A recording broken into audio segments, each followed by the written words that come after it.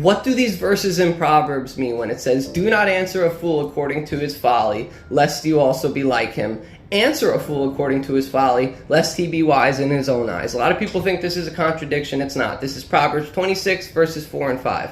What it's saying here is how to answer a fool and how not to answer a fool. What is a fool? A fool is just an unbeliever. Romans 1:20 tells us that since the creation of the world, God's invisible attributes are clearly seen by the things that are made. It's someone who looks at the creation and says there's no creator. It's someone who looks at airplanes and say there's a creator, but looks at birds who have the ability to fly and say there's definitely no creator. That's what God is considering a fool, someone that doesn't believe.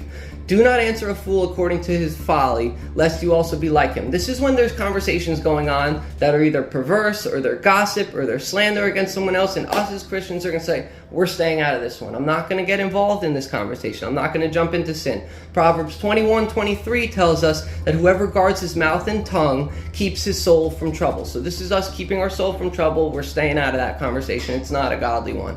Answer a fool according to his folly, lest he be wise in his own eyes. I kind of think of this like when someone sounds like what they're saying is very smart and intelligent, but it's actually kind of a silly secular philosophy. For example, someone that says there's no absolute truth, and they have this crowd listening to their deep philosophy, and then you jump in, answer, and say, well, is that absolutely true? Because you're saying there's no absolute truth, but you're making a truth claim, right? Or someone who's saying there's no moral guidelines. Everything that's right and wrong is to each their own, and I think people who do this are wrong. And you say, no, wait, you just said morality is a choice that people can make, and then you're telling other people that the choices they make morally are wrong. This is answering a fool according to his folly, lest he be wise in his own eyes, because these are not wise statements, and us as believers who know the truth are to jump in and share the truth lovingly. Okay, it's not to be contentious, it's to be loving.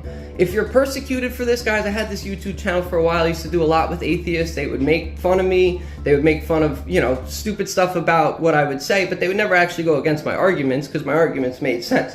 This was being persecuted. And Jesus says, blessed are those who are persecuted for his name's sake, for theirs is the kingdom of God. And this is not big persecution if we jump in a conversation and someone makes fun of us. Whoop-de-doo, big deal. We get to fellowship with Jesus, and heaven is going to be full of persecuted people. There's much worse persecution, but the only persecution we'll deal with by listening to these Proverbs is some sort of verbal persecution, but you could stand up for God. So you either get involved in the conversation if someone's wise in their own eyes, or you stay out of it if the conversation is negative or secular or ungodly. That's it.